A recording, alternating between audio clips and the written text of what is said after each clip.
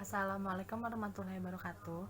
Perkenalkan, nama saya Intan Nur Afifah dari Prodi Pendidikan Masyarakat Universitas Negeri Jakarta.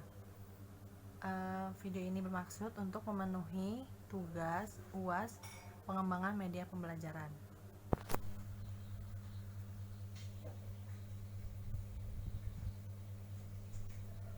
Pada kesempatan kali ini saya akan membahas tentang berpikir kritis. Ini adalah cover e-book yang telah saya peroleh. Di dalam e-book tersebut terdapat beberapa bab. Bab pertama adalah apa itu berpikir kritis. Bab kedua, pecahkan masalah besar menjadi masalah kecil. Bab ketiga, pertanyaan di balik pertanyaan. Bab keempat, upaya masa lalu. Bab kelima, menemukan akar penyebab. Dan yang terakhir, bab keenam, cara berhasil melakukan analisis. Di bab pertama, yaitu apa itu berpikir kritis. Berpikir adalah proses otak mengumpulkan dan menganalisa suatu informasi.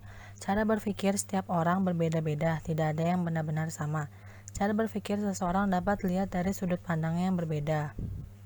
Pernahkah kita berpikir bahwa kita telah menyelesaikan masalah tetapi kemudian menemukan bahwa kita hanya menyembuhkan gejalanya saja dan tidak memperbaiki akar masalahnya?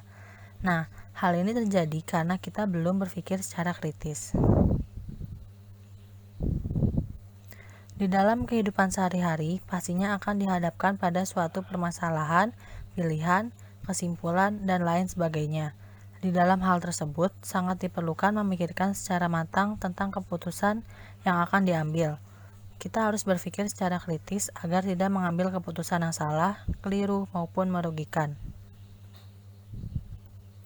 Hal yang dilakukan saat sedang melalui proses berpikir kritis. Yang pertama, pertimbangkan penyebab dari masalah. Yang kedua, lihatlah gejala yang bermasalah. Dan yang terakhir, cari tahu alasan sebenarnya masalah itu terjadi.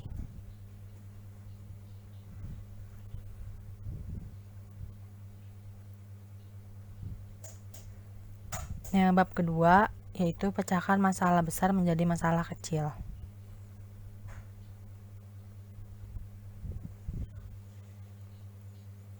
Langkah pertama dalam proses berpikir kritis yang baik adalah mengambil masalah yang sangat besar dan memecahkannya menjadi masalah yang lebih kecil yang benar-benar dapat dipecahkan. Masalah-masalah kecil jauh lebih mudah untuk dipecahkan.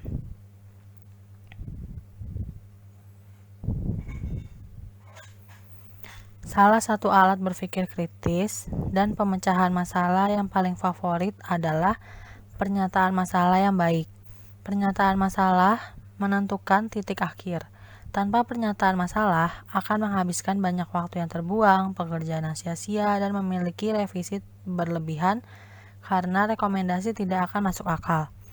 Ketika menyusun pernyataan masalah dengan baik, itu menjadi piagam untuk kita berupa upaya berpikir kritis yang telah dilakukan.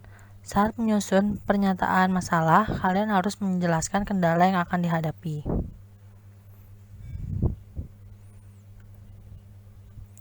Lalu di bab ketiga ada pertanyaan di balik pertanyaan.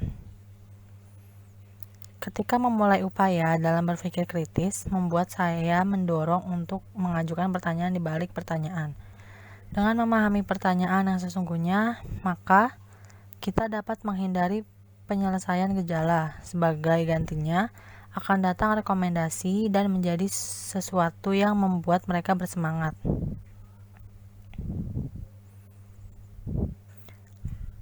Pertanyaan sesungguhnya membuka jawaban yang baru, ide baru, dan peluang yang baru. Ketika mendapatkan pemahaman yang lebih baik tentang itu, kita akan menemukan solusi yang kita buat akan lebih besar, lebih baik, dan lebih menarik.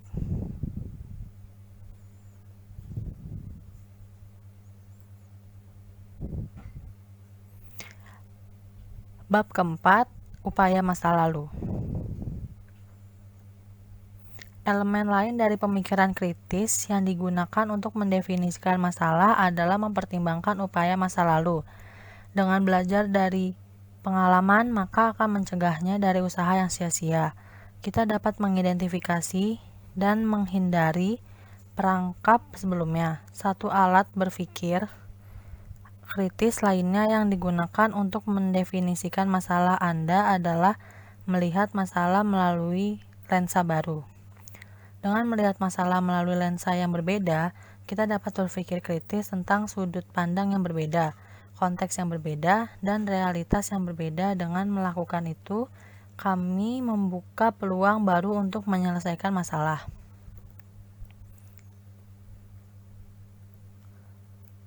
Lalu bab kelima, menemukan akar penyebab. Memikirkan sebab dan akibat berlaku untuk memikirkan sebagaimana Anda akan mendefinisikan masalah di tempat pertama. Kita harus mengerti apakah beberapa elemen masalah yang Anda coba selesaikan berasal dari masalah lain atau elemen terkait lainnya. Jika melakukan perubahan ini, bagaimana perilaku orang lain? Apakah kita benar-benar jelas tentang kronologi dan apa yang menyebabkan? Jika melakukan hal tersebut, maka ini mungkin terjadi. Hal tersebut akan membantu kita memprediksikan beberapa hasil yang bisa kita hadapi, dan jika mungkin hasil tersebut buruk, itu bisa berdampak pada tipe rekomendasi yang Anda buat di tempat pertama untuk dapat menghindari masalah-masalah di jalan.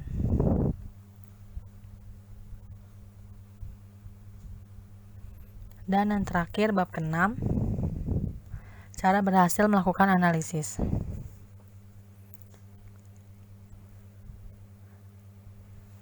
Berpikir kritis berlaku untuk kita melakukan analisis, memilih analisis mana yang harus dilakukan, dan bagaimana menangani hasil yang keluar. Pikiran kritis tidak hanya terkait dengan analisis itu sendiri. Ini tentang memikirkan analisis apa yang harus kita lakukan dan tidak kita lakukan. Proses pemikiran kritis ini akan membantu kita mempertanyakan semua yang kita lakukan dalam hal menyelesaikan masalah.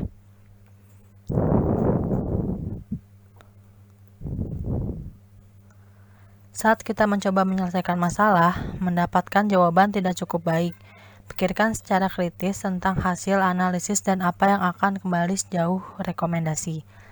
Kita harus mencari persamaan atau perbedaan antara ide dan jawaban analisis yang keluar, dan situasi lain yang pernah kita alami. Kita juga harus menjelajahi koneksi ke masalah lain yang pernah dialami, karena hubungan antara dua hal yang tampaknya tidak terkait dapat membuka wawasan yang luar biasa dan memberi kita kesempatan untuk mengambil pembelajaran dari masa lalu dan menerapkannya. Dengan berpikir kritis, Anda dapat membuka beberapa peluang besar yang belum pernah Anda pertimbangkan sebelumnya.